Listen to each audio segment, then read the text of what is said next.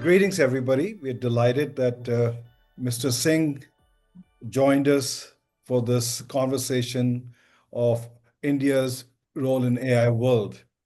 Mr. Singh comes with extensive government experience, almost 30 years, but more important, he is the Additional Secretary in the Ministry of Electronics and Information Technology, and he's also the Director General of the National Informatic Center and the CEO of India AI Mission. He has been, by Time Magazine, listed in the top 100 influencer in the AI list itself. And his mission is to basically propel India into global leadership in the AI arena. So, Mr. Singh, once again, thank you for taking the time. And let me just ask, what is the vision of India's AI mission? India's AI mission seeks to position India prominently at the evolving AI ecosystem globally, and to leverage the key strength that we have, which is primarily talent, to build cutting edge AI solutions and applications which can enable better access to services to people, which can transform sectors like healthcare, education, agriculture, and it can help lead to economic growth by building efficiency and productivity in various key sectors. And you do have seven pillars of AI strategies. Can you help the listener understand what are those seven pillars? Yeah, surely. India AI Mission, of course, was conceptualized with extensive consultations with all the experts, industry partners, researchers. And when we did the consultations in 2023, the key focus was that our key strength remained talent, especially almost all indices. The Stanford AI Index rates India as the number one country in the AI in skill penetration. On the GitHub AI repository, we contribute most 20% of the AI projects on the GitHub repository. So it was felt that what is it that is keeping India back, and we are not able to match up to where US and China is, and what we can do to address the gaps. So we identified the gaps, and the gaps were primarily the lack of availability of compute and investments in R&D and promote and support to startups.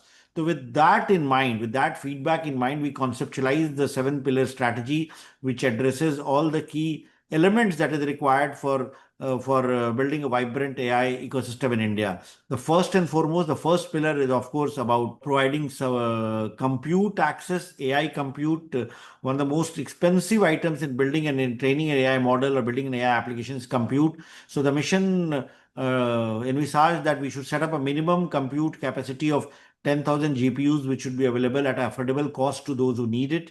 Happy to mention that in the last 1 year, we have been able to set up almost 40,000 GPUs, which are available today at a very low cost in Indian rupees, rupees 65, which is less than $1 per GPU per hour compared to the global prices of almost $3 per GPU per hour. So that's the first pillar, where we have enabled access to compute to everyone who needs it.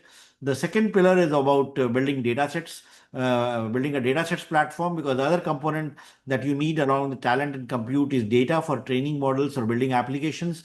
So we have set up AI Kosh, which is a data sets platform on which we have more than 3,000 data sets right now. Plus we have hosted 240 models and tools for cleaning data, for anonymization of data, for building privacy preservation. So AI Kosh is the datasets platform, is the second pillar that we have set up. The third pillar is of course about building Indian foundation models, because currently all the models that are prevalent in India are either built in the United States or elsewhere, where we don't have a model which is trained primarily in Indian languages and Indian datasets.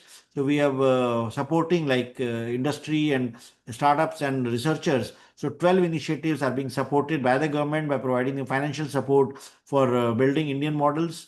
So that's the third pillar about foundation models. The fourth pillar is about application development initiative, under which we are targeting the key sectors of education, healthcare, agriculture, climate change, governance, in which we are building applications that can be deployed at scale.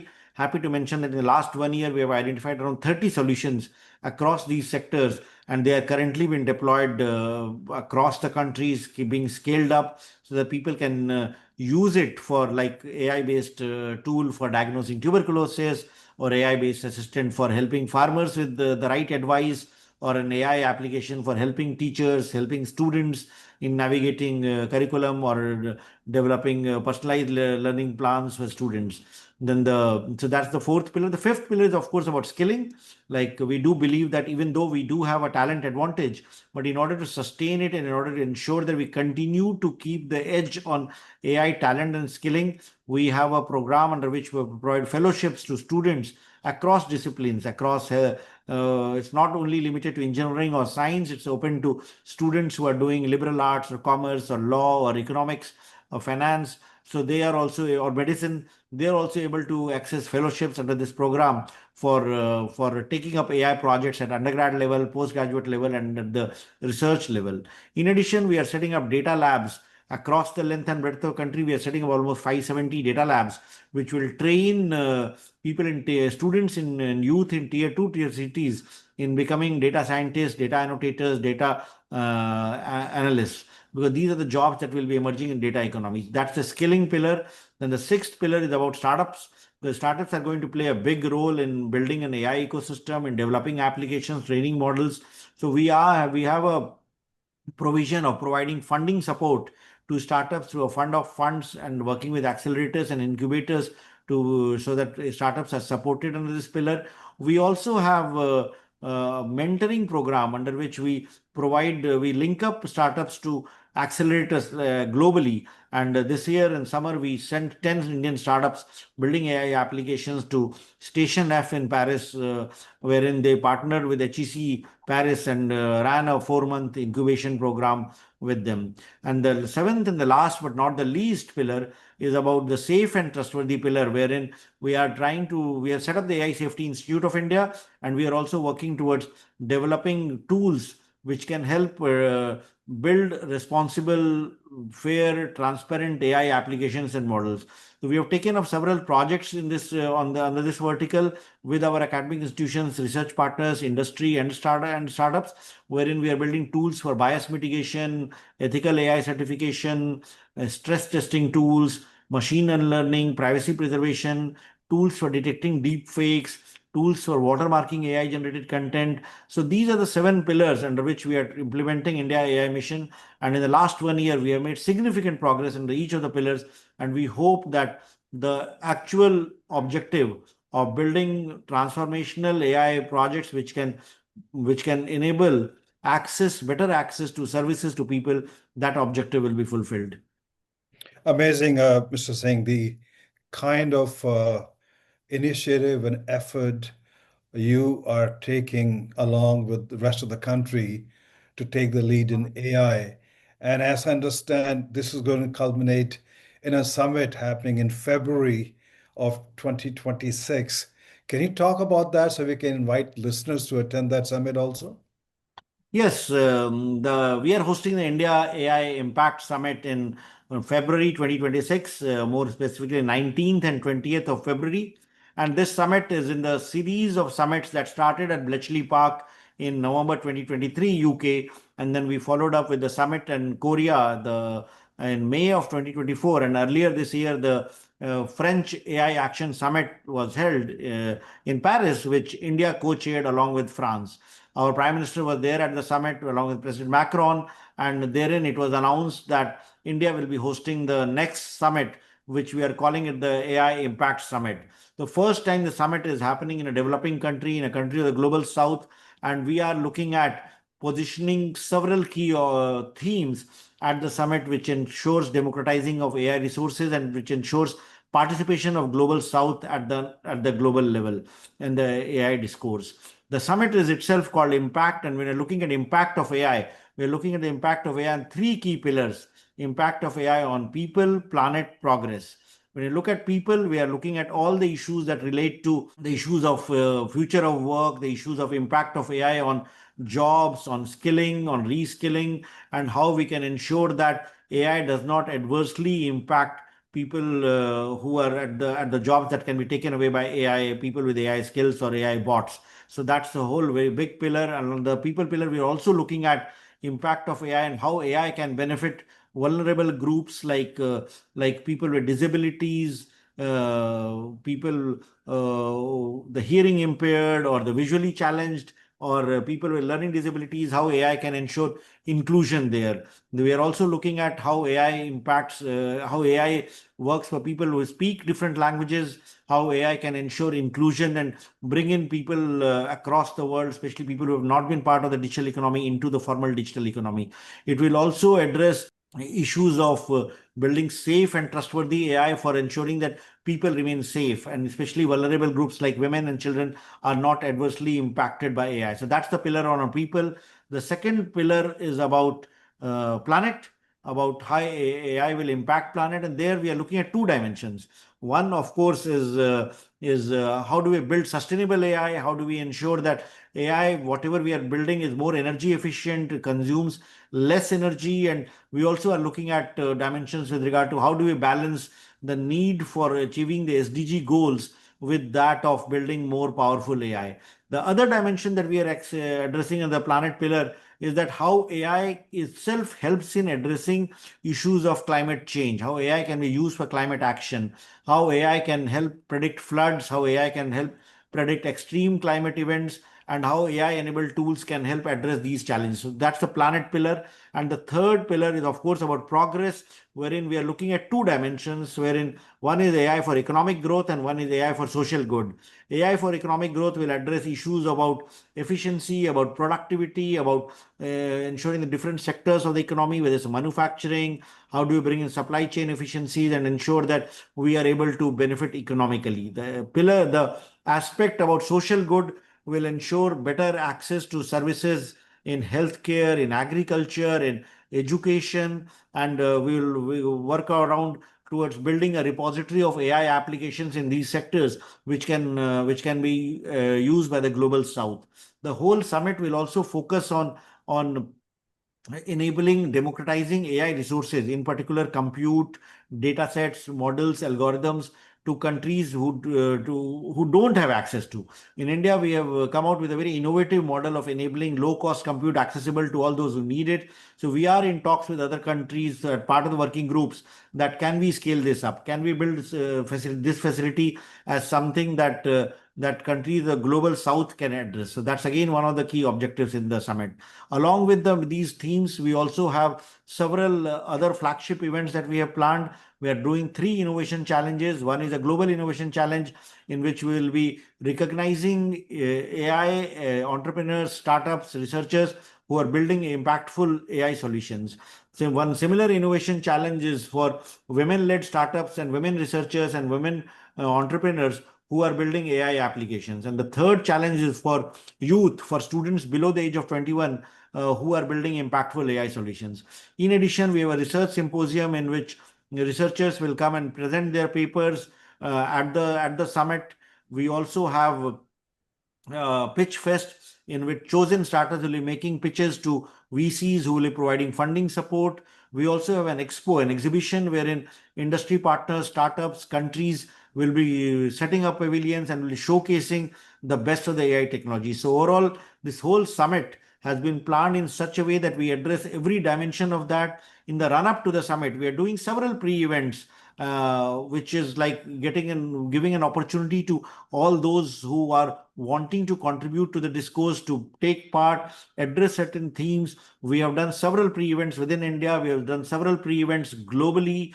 We did one at the UN General Assembly at New York. We did one at the Internet Governance Forum at Norway. Then earlier we had one at OECD at the Innovation Festival in Tokyo. We are following it up with the one at the COP30 later this year.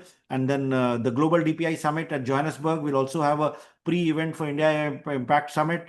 And then, of course, at Davos, we will also be there. So I'm happy to note that the session that's being organized today in partnership with US-India Strategic Partnership Forum at Palo Alto is also like a pre-event, is a recognized pre-event for India AI Impact Summit. And what these pre-events do is that give an opportunity of a cross-section of stakeholders from industry, from academia, from governments to put forward their views and suggestions, which is proving to be very useful for us as we move forward towards hosting the main summit. And the themes that are being identified through these pre-events will become part of the main summit when we host that in February. So this is a nutshell about the summit. More details are available on our website, impact.indiaai.gov.in. I look forward to all stakeholders who are present today here to consider joining the summit in person and also contributing to the discourse about bringing all stakeholders together towards bringing a responsible AI which can help lives, which can help transform countries and economies. No, thank you, Mr. Singh. And we at USISPF look forward to bringing a large delegation from US into India and partner with you and executing the vision you have basically painted. What comes out in your theme is your approach is very inclusive, it's very global, and it is also collaborative. When we look at the US China, it is basically more of a competition, whereas India has taken a position of being a collaborative partner, especially for Global South, which could basically get marginalized if they are not included. So, from that perspective, what is the benefit you see taking this approach of being collaborative rather than being competitive, as what US and China are doing? See, what we have seen is that had the experience of implementing digital public infrastructure in India. And we did use digital technologies for transforming lives with impactful projects like Aadhaar, the unique ID project of India, or UPI, which has transformed payments in India, or DigiLocker, which has transformed the way data and information is shared. We have the DEPA architecture. We have implemented impactful projects in healthcare, in agriculture, education. So in the DPI playbook, like when we shared the experience of India in building these digital transformation projects with the global community, when we hosted the G20 summit a couple of years back, then there's a lot of interest from countries across the world in trying to pick up some of these projects and replicate in their own countries. So like, for example, the ID project, the Aadhaar ID project with the MOSIP is currently being implemented in, I think, 25 plus countries. Similarly, several countries have adopted the UPI kind of model. Some countries have like integrated their payment systems with the UPI. Countries like Brazil have built a similar system called PIX, which is again a payment system which is similar to the UPI. DigiLocker also, we have got a lot of interest by several countries who are trying to replicate similar models in their countries. So our Prime Minister kind of during G20 offered these products as a global DPI repository to the global community. So learning from this and the kind of interest that the countries of Global South have shown in India's leadership in building transformational digital projects which work at the population scale, we believe that we have the capability and we have the opportunity to build AI applications at scale, especially in the sectors of healthcare, agriculture, education. And many of the solutions that will work in India at population scale will also have a fair degree of working well in other countries. So we are willing to share this expertise and knowledge in the spirit of partnership, and that's what drives us. And ultimately, when we do this, when the whole world joins in kind of identifying such solutions and sharing it, it leads to larger global good. So that's the whole objective, that's the whole motivation for India for hosting this summit,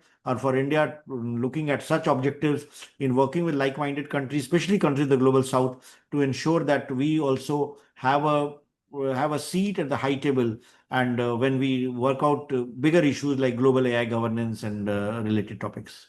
Absolutely. I think India is taking the lead, and India will shape some of the policy framework on a global basis.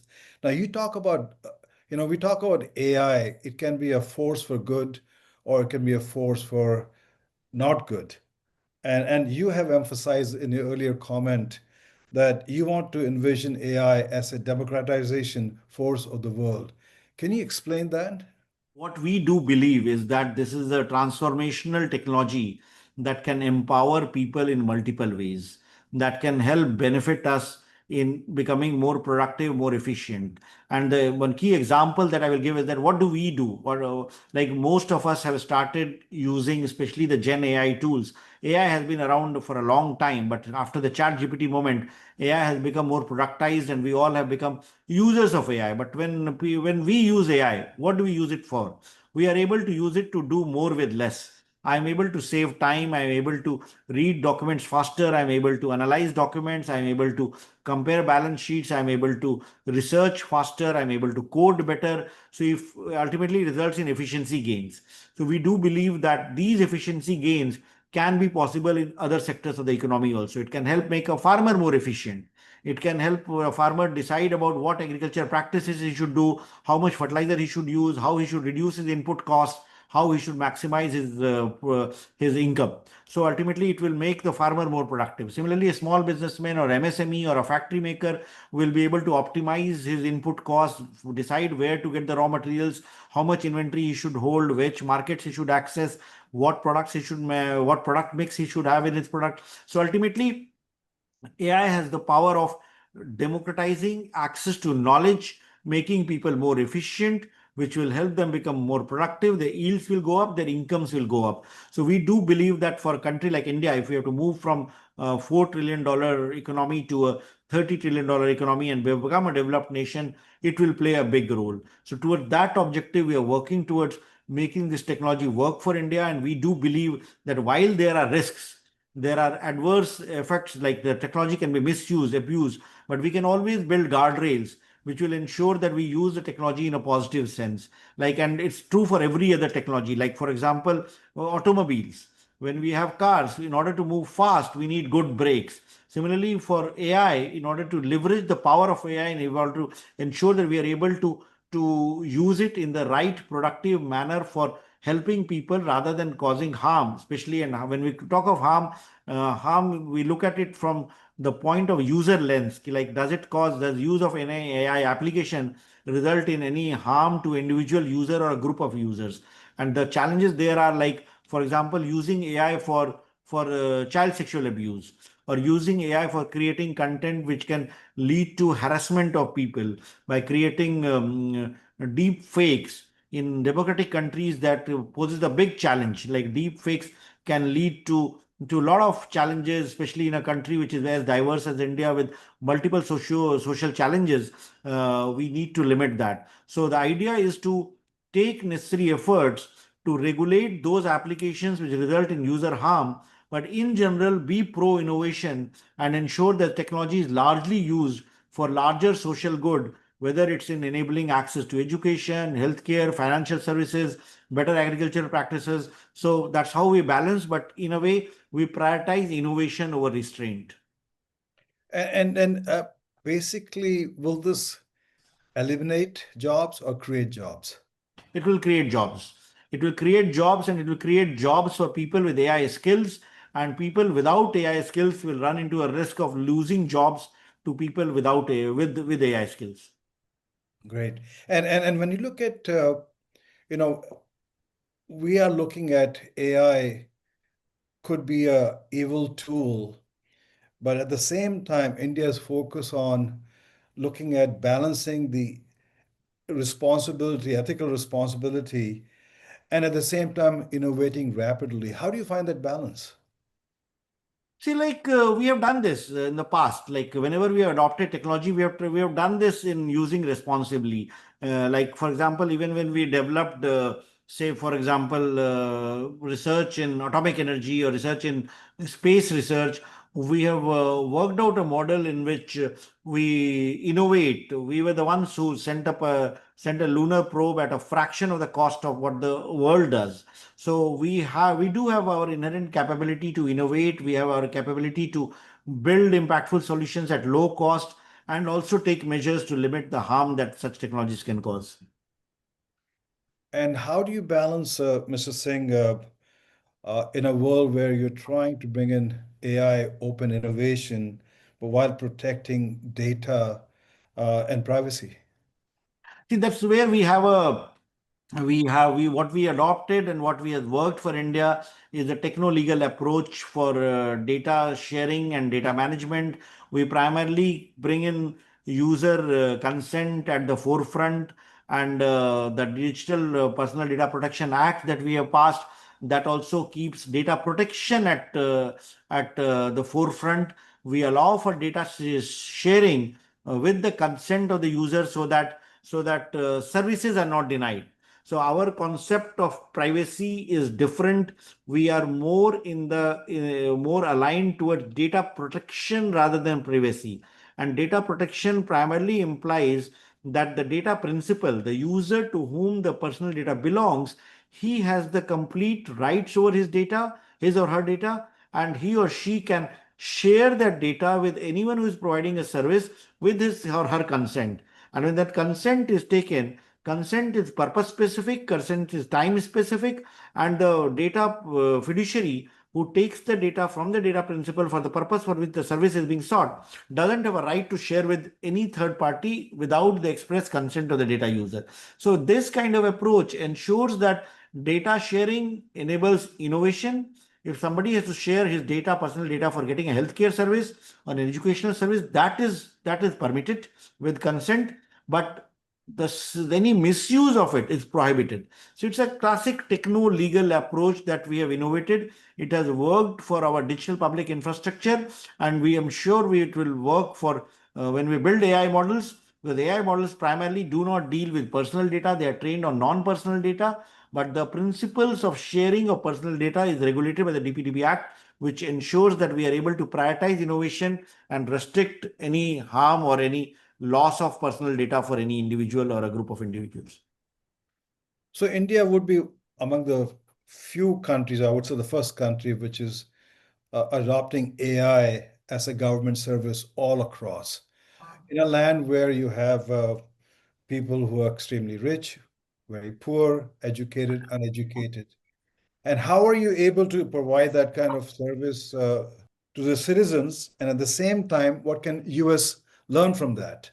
What we see is that it has the potential of unlocking a lot of value for India.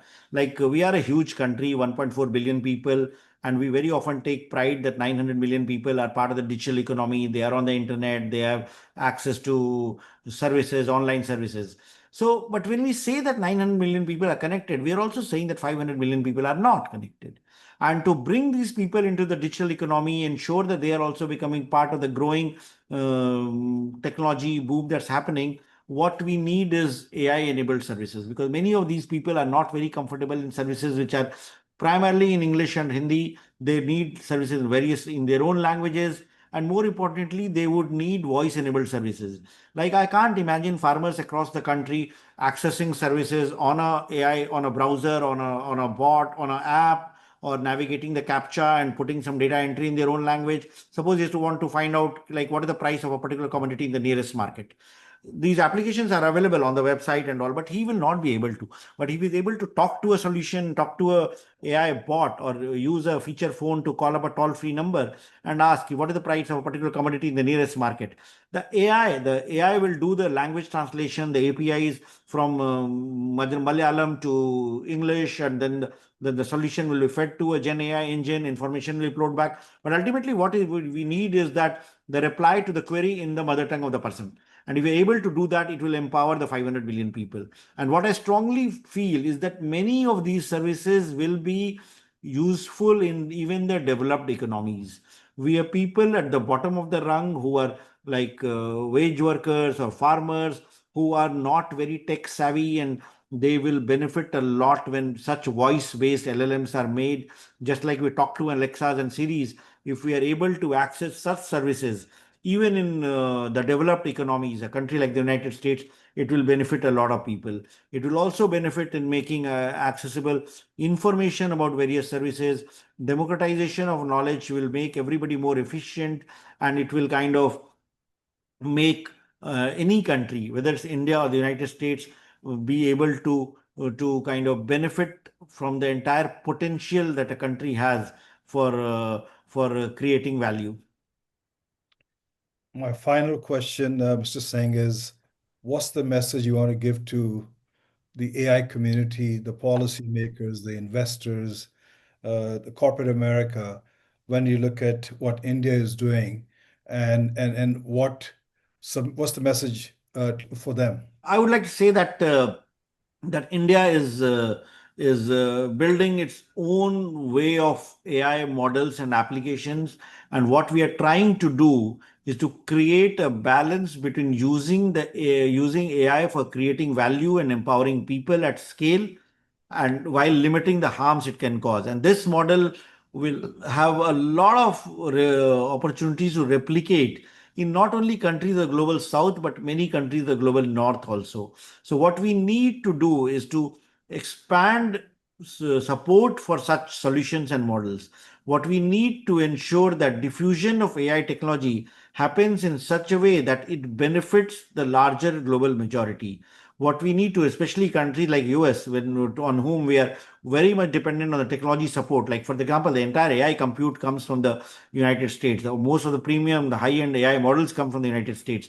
So we look at a sustained partnership with the tech companies of the United States and with the government of the United States in ensuring that the talent of India and the technology of the United States goes on to create trust in this whole partnership, and we create value for both the countries, for companies, for investors.